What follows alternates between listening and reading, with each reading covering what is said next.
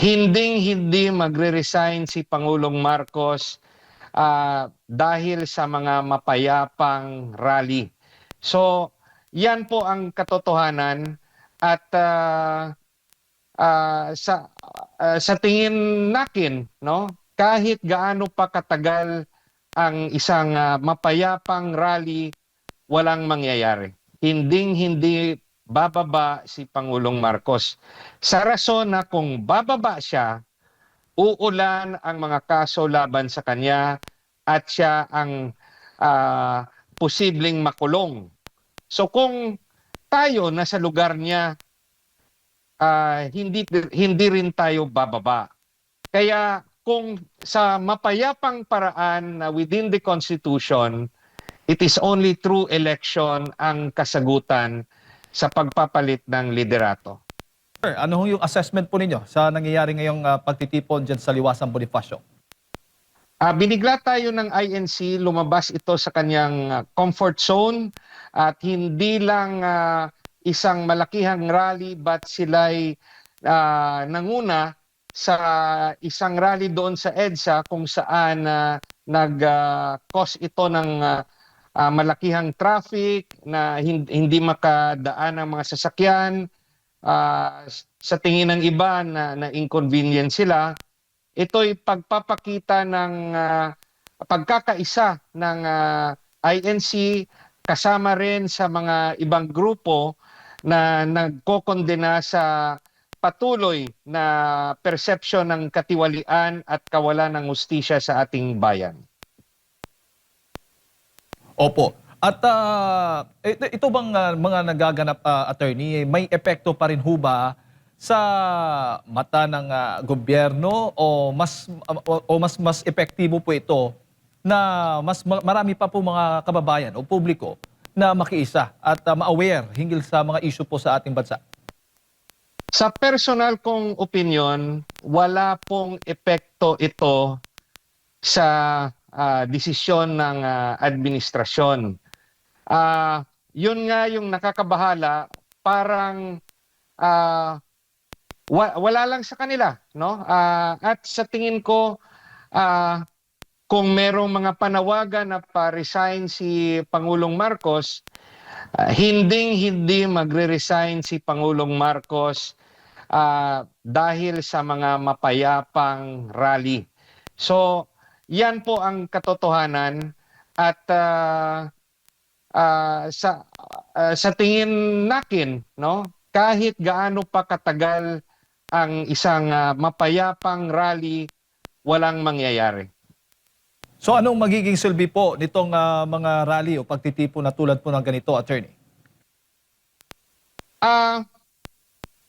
Ito'y dapat magbukas sa ating isipan na within the constitutional process, yung pagpapalit ng liderato ay sa pamamagitan ng eleksyon.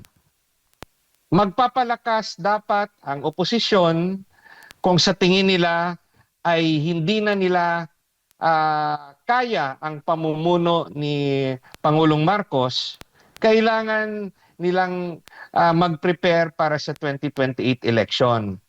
Dahil nga hinding-hindi bababa si Pangulong Marcos. Sa rason na kung bababa siya, uulan ang mga kaso laban sa kanya at siya ang posibleng makulong. So kung tayo nasa lugar niya, hindi rin tayo bababa. Kaya kung sa mapayapang paraan na within the Constitution, it is only through election ang kasagutan sa pagpapalit ng liderato. Opo, wala po ko ngayon yung Pangulo. Nasa Canada po. Ano pong pakiramdam po ninyo? Dalawang pwedeng rason yan. Yung isa, gusto niyang lumayo sa gulo o dahil may mga mangyayari, no?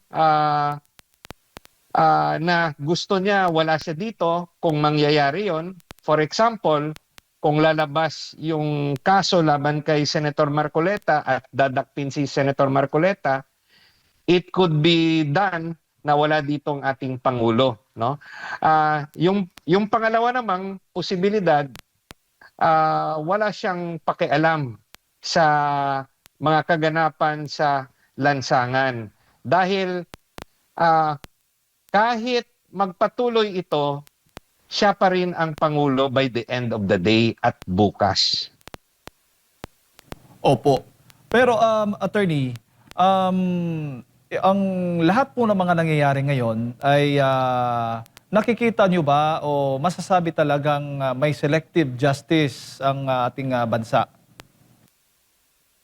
Ah, di ba lumabas sa balita nung mga nakaraang linggo na nagsabi si Ombudsman Rimulya na meron ng mga kaso na didesisyonan nila tungkol sa mga reklamo laban kay Senator Escudero at kay Senator Villanueva. Nabigla na lang tayo ngayon na mauuna pa yung kaso laban kay Senator Marcoleta. At yung sa tingin naman natin, yung mga kaso na inihain ng 18 sundalo na nagsasabing nag-deliver sila ng mga pera sa loob ng maleta sa mga personalidad na malalaking tao sa ating politika, ano na ang nangyari sa kanilang reklamo na kanilang ipinasa sa opisina ng ombudsman?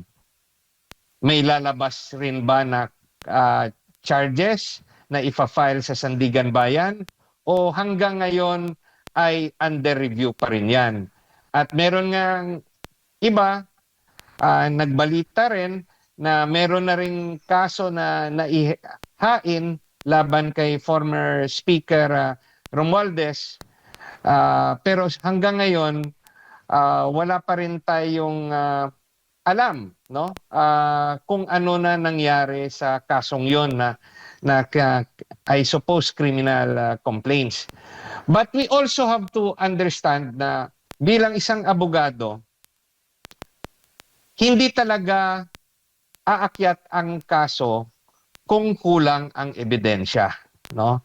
Kasi pag pinaakyat mo ang isang kaso na isang base sa mahinang ebidensya at nagkaroon ng arraignment at pagkatapos ng arraignment madidismiss ang kaso, magkakaroon ng tinatawag nating double jeopardy. Hindi na siya pwedeng ma-file ng panibagong kaso based on the same complaint, based on the same actions. So parang malilibre na siya dahil na-dismiss ang kaso niya dahil nga kulang sa ebidensya. A prime example, for example, yung sa testimonya ni former Congressman Zaldico. Napaka-importante ng kanyang testimonya para magkaroon ng katiyakang conviction laban sa mga taong gobyerno. Pero paano siya makatestigo? Wala siya sa Pilipinas. Yun nga lang, yung sinasabi kong very concrete evidence ay yung mga testimonya ng mga 18 na sundalo na kasama yung mga Marines, no? Yung kanilang testimonya are positive testimony. Dapat based on their testimony, dagdagan lang ng iba pang testimonya gaya ng pagsabpina, let's say ng mga record, no? Kung pwede, gamitin natin yung legislative process, ipabuksan rin yung mga bank accounts ng mga tinuturo nilang mga politiko, titignan, i-compare sa SALN, gaya ng kanila ginagawa kay Vice President Duterte.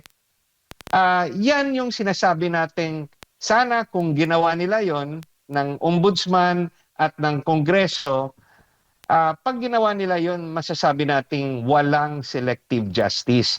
Pero kung kanila lang i-strictly implement yung mga subpoena powers nila laban lang sa isang tao, at yan yung kay Vice President Duterte, masasabi nating bakit pinipili lang ang pagpapatupad ng batas. Sa tingin ho ba ninyo, attorney, itong mga pagtitipong ganito, mapipressure po si Ombudsman Rimulya o ang gobyerno mismo na huwag ituloy yung kanilang binabalak na paghahain po ng plunder case laban kay Marcoleta? Ah, 50-50. Hindi natin alam. Dahil pwede nilang tignan na the only way na humupa yung galit o pagpoprotesta ng INC ay hindi ituloy ang kaso kay Senator Marcoleta. Pero pag ginawa naman nila yon, magrereklamo naman yung kanilang mga kaalyado at magsasabi na natakot ang ombudsman sa ginagawang pagtitipon ng mga tao as led by the INC. So, yung makakasagot lang yan ay panahon. Tingnan natin kung ano ang gagawin ng ating ombudsman, kung itutuloy niya ang kanyang paghahain ng kaso laban kay Senator Marcoleta. Kasi sinabi niya na nandyan na ready for filing So, pag hindi niya in-file for whatever reason, siguro masasabi natin na good for Senator Marcoleta at umubra ang rally. Pero yung tanong natin, titigil ba ang pakikilahok ng INC sa mga rally kung babawiin ang pagkaso kay Senator Marcoleta? Yung rally ba na ito ay dahil lang ba para kay Senator Marcoleta? Yan rin yung ating aabangan.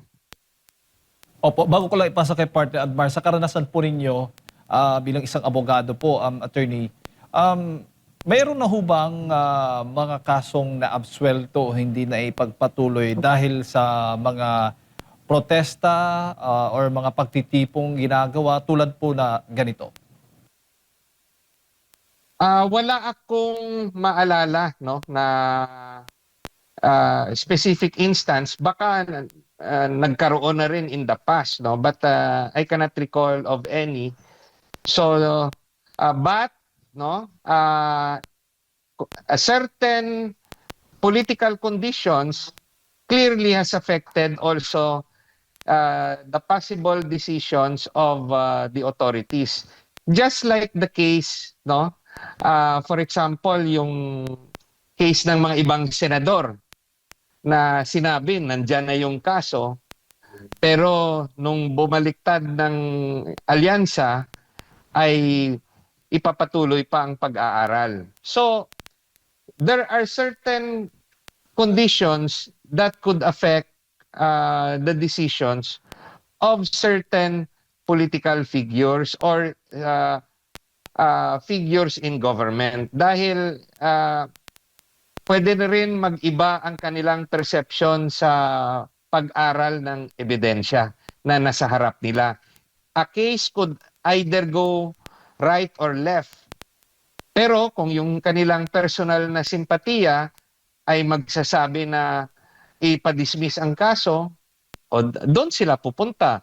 Pero kung yung personal nila na konsensya magsasabi nga ituloy ang kaso, wala rin tayong magagawa. Yan po ang advantage when you are in power. Gaya sa ngayon, sa tingin ng kaalyado natin, na for example, the ombudsman who is a former DOJ secretary is allied with the sitting president. That is a natural and logical conclusion na may isip ng mga taong kumukontra sa mga pahayag o mga actions ni Ombudsman ni Remulla.